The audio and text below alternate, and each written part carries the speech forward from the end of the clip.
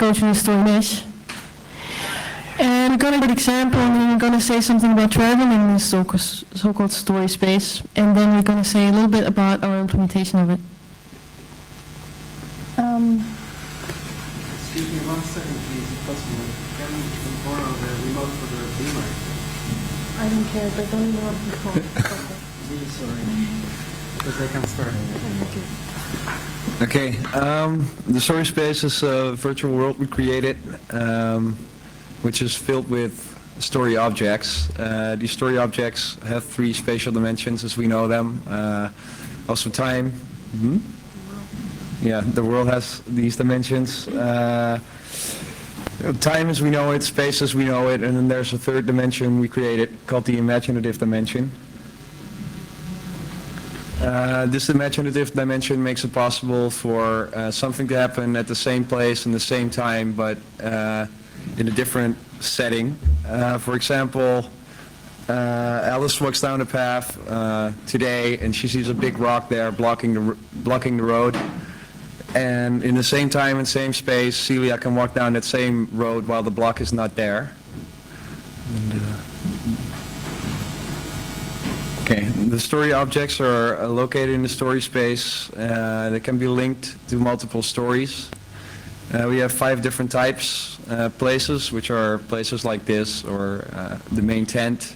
Things, which are chairs, computers, objects like that.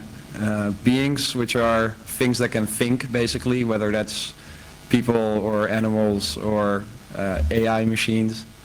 Events are, well, something like hell or some scientific discovery, something that happened.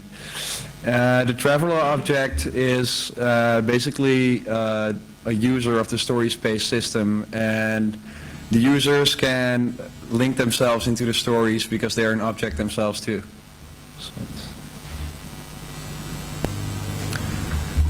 Story fragments can be 3 types at the moment. They can either be text and audio or video, and they can be linked to 1 or more story objects.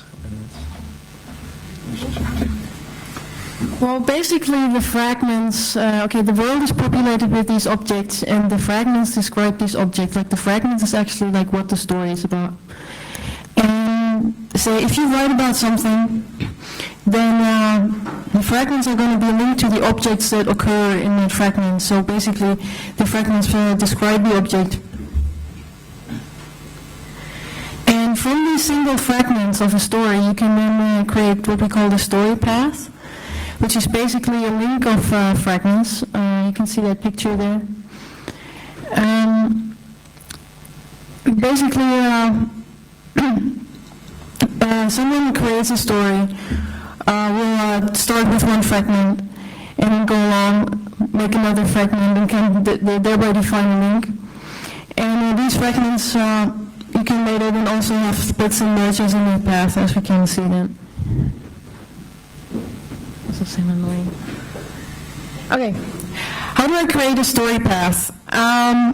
First of all, if you want to create a new story, you create a door into the story space, and thereby you mark the start of a story, and you pick a fragment as the starting fragment of your story, and then you can link follow-up fragments to that path. So basically, you start with a fragment, multiple people can write a follow-up on what they think the story should be and should continue, and there's what we call the doorkeeper, the person that started the story, will then basically define the official path.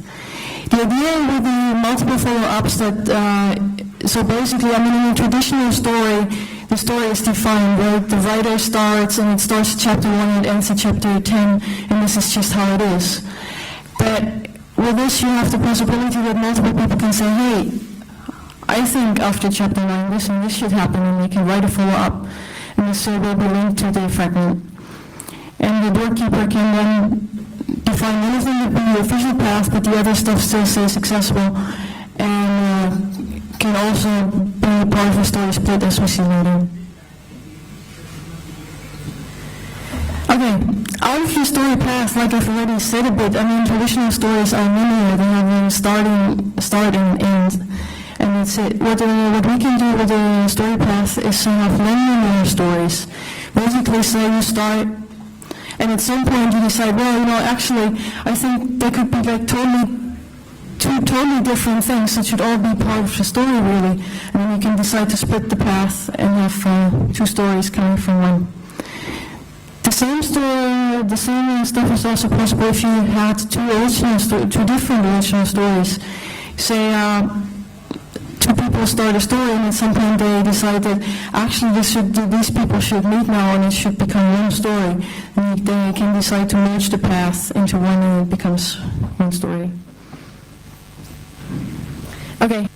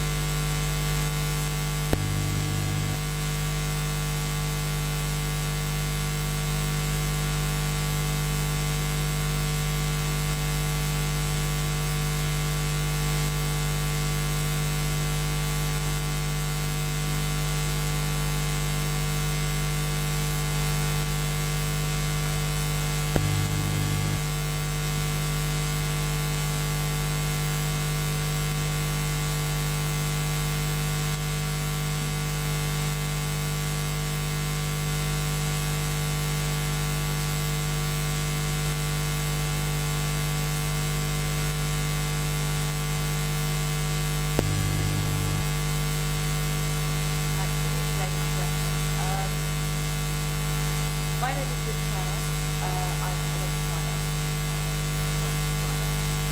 I'm living The objects, you might wonder, well, in which other stories did this person occur, or what else happened in the main 10?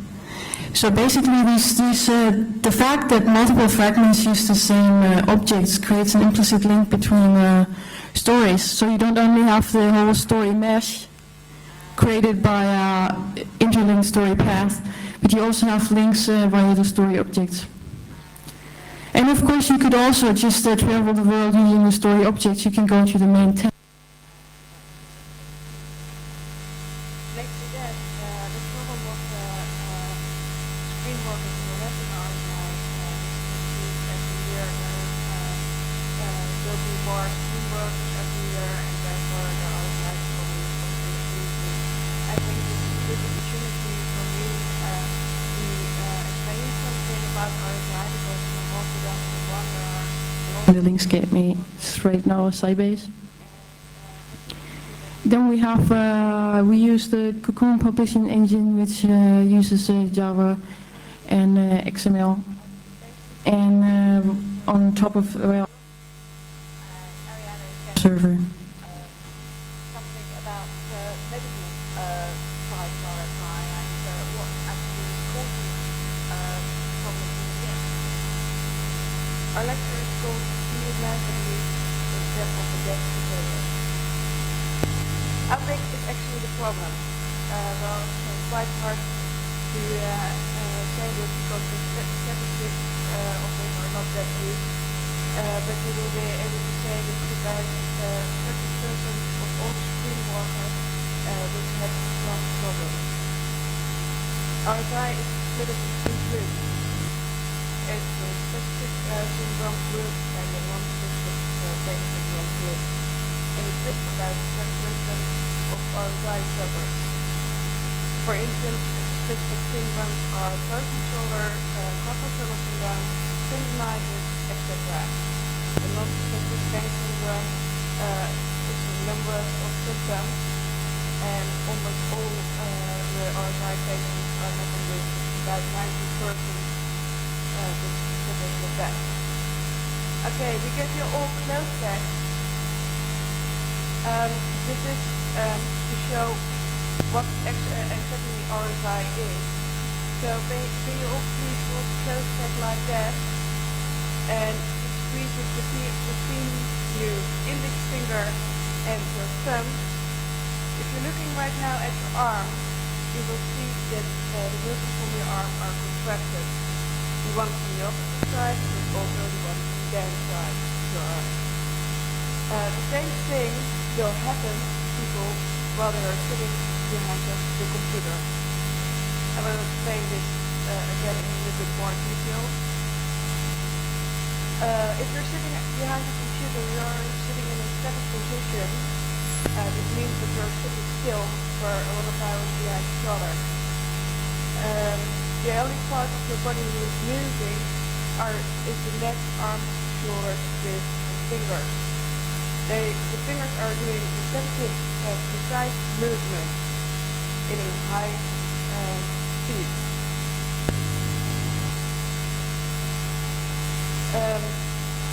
To make this precise, precise repetitive movement, you need co-contraction of the muscles. What I did with the close back is a co-contraction. This means that both of the muscles from the upper side of your arm and the downside of your arm are contracted at the same time. Because of this co-contraction, the muscles will have a reduced blood circulation for about 20%. This will mean that you will get a reduction of the supply of oxygen and nutrients to the muscles, and an increased build-up of the waste product and oxygen. This will cause you small inflammation in the nerve, tendons, and muscles. You will get into a violent, vicious circle, and it's quite hard to get out of this, and you will start to get RSI.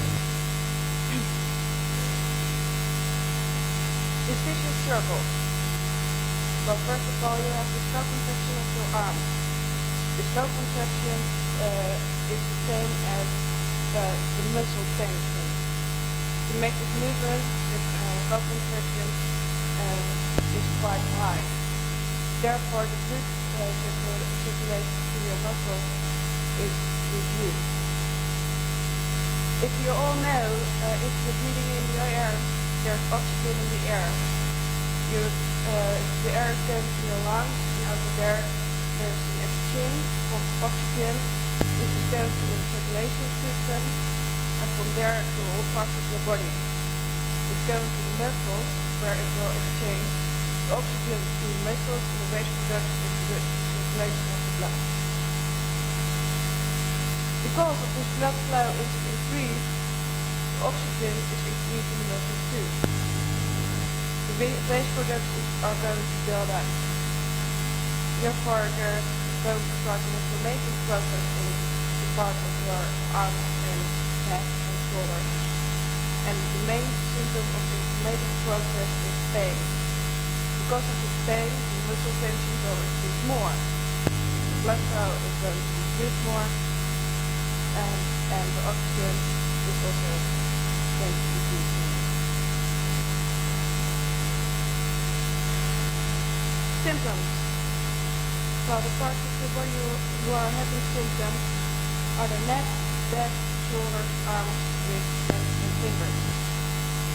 Symptoms are sharp and or deep burning pain, hypersensitivity and photosensitivity, tingling, prickling, tiredness in limbs, cold hands and fingers, subcutaneous swelling, sight, skin discoloration, visual tension and cramps, headaches, and distorted body position. And in the last stadium, you will have more of tension. To make this more clear, I will explain you how these symptoms can exist in the body. You have got a local problem and a total body problem. The local problem is related to the inflammation which is caused by the co-contraction of your muscles. It's in the muscles, nerves, and tendons. For instance, they will give you sharp and deep burning pain, cold hands and fingers. Some could change you swelling, size, and similar discoloration. You also will have a total body problem.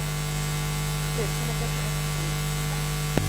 I hope everybody is able to see this over here. If not, give me a shout. Yeah. Maybe some people can stand up to see it.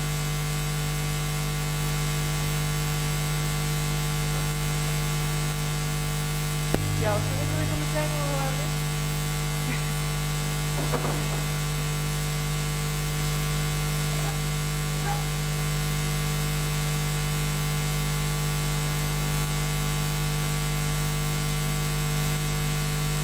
She is right now in a neutral position. This means that her head is just above her shoulders and her spine column. The nerves are coming from the central nervous system into the spinal column where they are going out between two vertebrae. What actually happens is that every bone in your body is connected to each other. So this means that if one of the bones are moving, the other ones will also move. If she is looking to the right, because her computer is standing on the right side, it's like the spinal column is a tube of a vacuum cleaner. All these parts of her vertebrae in the spinal column will move and rotate. Okay, can I stand next to you? Okay. Here she is having the mouth. To make it for you more clear, I will hold her arm a little bit to her back. If you're looking now, you will see that this part is compressed to each other. Here, the nerves are coming out of the spinal column, going to the upper arm, and will split in three parts for the rest of the arm and go to the muscles over there. Because of this compression, the nerves are also compressed, and because that, you will get hypersensitivity, hypersensitivity, tingling and prickling, and tiredness to live. Thank you. Before that, the person younger, the form of the storyline. Next day, Yeah, I mean, if you once you define the path, this is the path basically. So, but yeah, I mean, if the path would stop at some point, there could always be later additions. It might have a different ending, yeah. Yeah.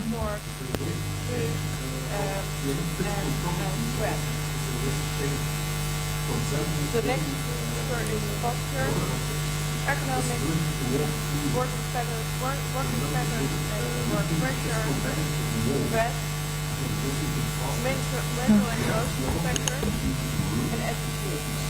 This stress is not only because of the work stress, but also because of all the stress in your life. This is one of the most important factors. Yeah, I mean, there's one object which can change the property of other objects, which is the user itself. But the objects itself are not animate. They don't do anything without actually a user. I don't know if that's a question. But yeah. But there's too many facts right now. Yeah. So I will quickly get short list. It's going to illustrate the her part of the story. I mean, Process. there's one way of doing, like, because we have the imaginative dimension, if you would have to go through this wall, then you could define your story, not to say the wall, you could take the wall out of your story, and it would basically disappear from your perspective. But Right. Well, as I said before, I am sometime I had pretty serious. I mean, you can modify objects and objects' locations, but the point is, right now, we don't have a graphical implementation of that yet. So right now we're really operating basically with the concept, and our current implementation is also That's actually does not have a graphical interface yet. We have a very simple graphical interface which does not take any really physical properties into account like you would have like in a multiplayer game. that you assign really properties to objects. We can add that later, but we're not that far yet. So, First of all, I'm going to tell you a little bit about me. any more questions? Lifestyle and my own Yeah. physical well-being at the time when I got sick, because I really believe that there is no smoking done. You can actually look at what Ariana has told you, you can see that there are certain medical influences there. But Okay, say if I'm not in the story space yet at all, I can view a list of entrances, and if I walk along a path, then I see what's forward, what's backward. Then I can get a list of all the unofficial follow-ups that were. And also I can go to the object and see what else is attached to that object. What other paths include this object, or what other fragments are there about this object. And then I could go to a different path from there. And also if you have like a split or a merge, you can see that it's happening. Basically, we have something where you can see one fragment and you have a choice of options where to go from there. okay, so I am. Yeah, they can have a title if the author wants to add one. So what do I do? I'm a designer. Yeah. That means that I have to be creative and I have to think a lot. So Yeah, where you have to go on page 10.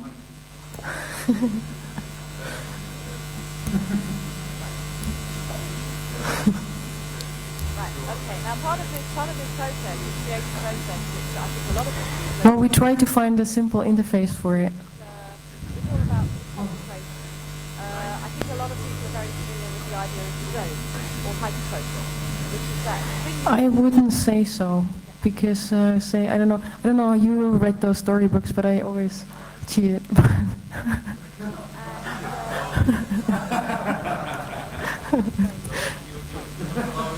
I'll move on and tell you a bit more about. Yeah, I mean, you could get a list of fragments if you wanted to, but I think it's different. But I'm, for example, I'm a very student. And I mean, you may think that filmmaking is not really something terribly bad. Well, no, I mean, he cannot see all the fragments, he can just see that there's a link to another fragment. So you can see there has been a split right here. So that in itself can actually be so, that kind of conversation we talked about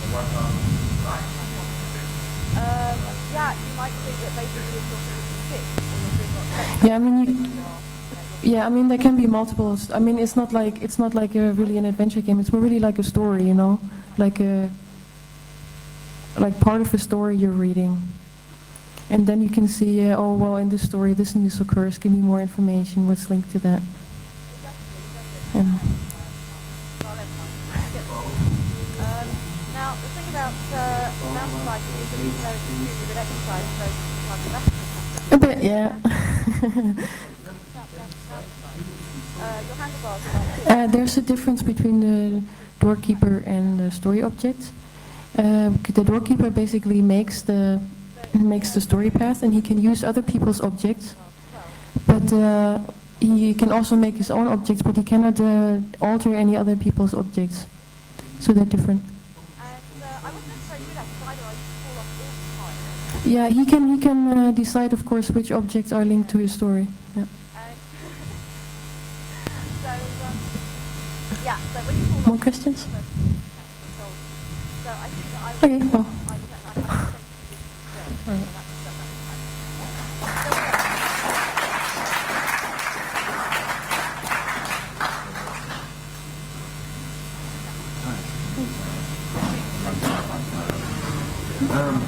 Did you guys start early? No, it This was supposed to start at 7. I must be all wrong. Anyways, because I'm really interested in what you're doing. I just want to know whether. How are you doing? What does you have for question? What does it appear? It doesn't appear to. No. Huh? I know this middle school. I asked where you're from. You're all right. Your question will only provide.